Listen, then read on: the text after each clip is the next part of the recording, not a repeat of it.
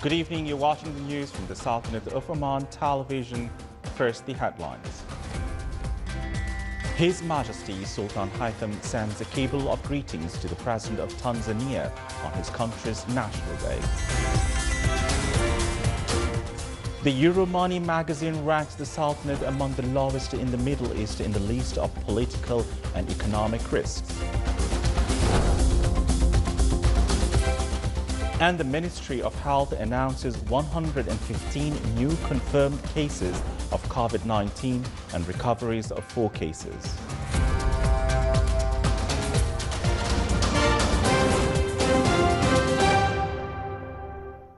Those were the headlines, and now the news in detail. His Majesty Sultan Haitham bin Tariq sends a cable of greetings to His Excellency President Dr. John Magufuli of Tanzania on the occasion of his country's National Day.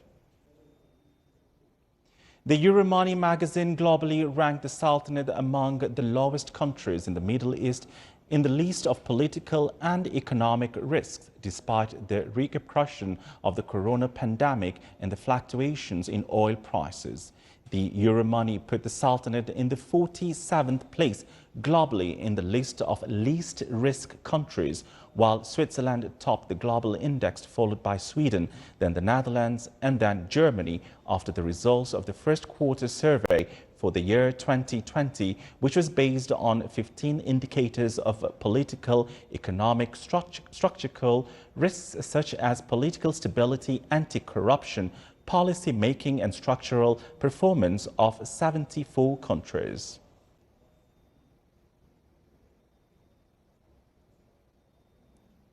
The Ministry of Health announced 115 new confirmed cases of COVID-19, which brings the total number registered in the Sultanate to 1,905, including 10 deaths. The Ministry of Health stressed that 329 cases have been recovered.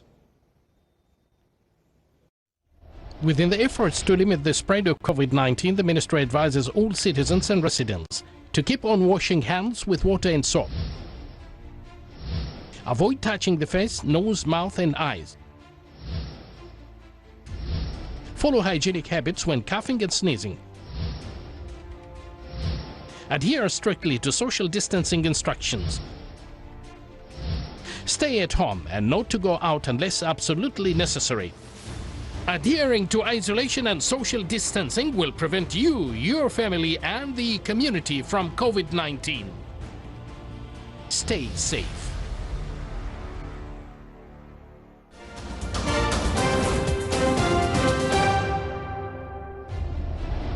Non-compliance with the directives of the Supreme Committee dealing with coronavirus COVID-19 exposes you to risk and legal action.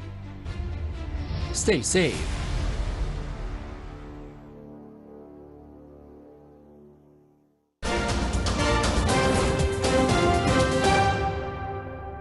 Welcome back to the news from the Sultanate of Oman television.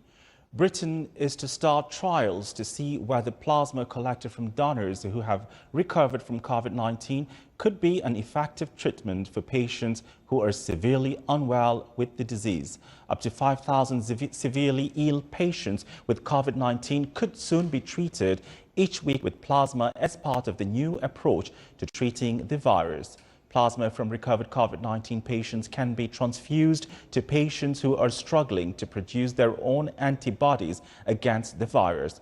So-called convalescent plasma was used as an effective treatment during the 2002 to 2004 SARS outbreak. The collection of plasma would be ramped up over April and May to deliver up to 10,000 units of plasma to the National Health Service every week, enough to treat 5,000 COVID-19 patients per week. Blood is taken from one arm and circulated through a machine that separates out the plasma and then returned to the donor. The process takes about 45 minutes and provides 2 units of plasma per donation, which can also be frozen and stored ahead for any future need.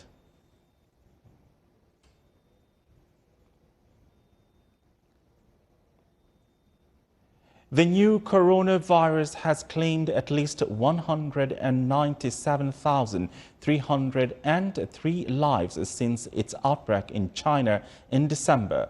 More than 2.82 million cases were registered in 193 countries and territories. Of these cases, at least 766,300 are now considered recovered. The United States has the highest number of deaths, nearly 52,000 out of 905,333 cases. Italy is second in place with nearly 26,000 deaths out of 192,994 cases, followed by Spain, 22,902 deaths, and 223,759 cases. France, 22,245 deaths and 159,828 cases, and Britain with 20,000 fatalities and more than 148,300 cases. Europe has a total of more than 121,000 deaths and more than 1.34 million cases. Meanwhile, the World Health Organization warns there is no evidence currently that people who have had the new coronavirus are immunized and protected against reinfection, raising doubts over the use of immune passports to allow some people at least to return to normal life. The United Nations launched an international push for vaccine, with the UN chief saying that the effort will require cooperation on a global scale and calling on international organizations, world leaders and the private sector to join the effort. IMF officials said current demand for new short-term liquidity line could reach $50 billion from several countries, saying the facility could help countries address liquidity needs before they morphed into bigger problems. The new instrument was approved by the IMF's executive board to help some of its members deal with widespread liquidity issues caused by the rapidly spreading COVID-19 pandemic, which has triggered a deep global recession. In Russia, the central bank said the economy will shrink by up to 6% this year.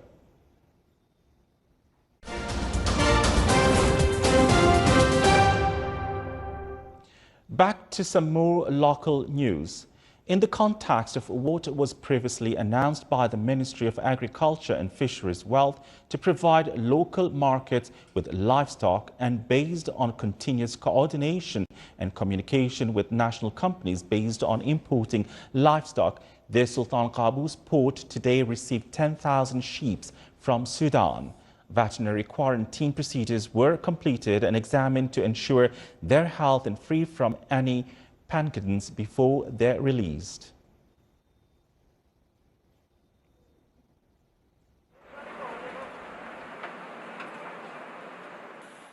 The Ministry of Agriculture and Fisheries Wealth approved a number of marketing outlets to sell fish in the governorate of North Batna.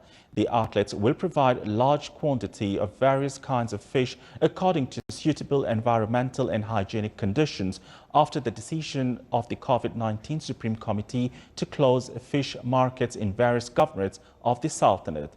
The COVID-19 Supreme Committee issued a number of decisions to stop gatherings, including markets and other public places, in order to contain the spread of this pandemic. Beside the approved fish market outlets, earlier Oman Technology Fund, in cooperation with the Ministry of Agriculture and Fisheries Wealth, launched the Bahar electronic platform, which will link the central wholesale fish markets in some wilayas to the electronic bidding. The platform is aimed to ensure that the fish is provided in the market away from the risk resulted from contacts and crowding as part of precautionary measures. The platform will serve the segment of merchants, fish marketing companies and institutions operating in the sector in various wilayas of the Sultanate.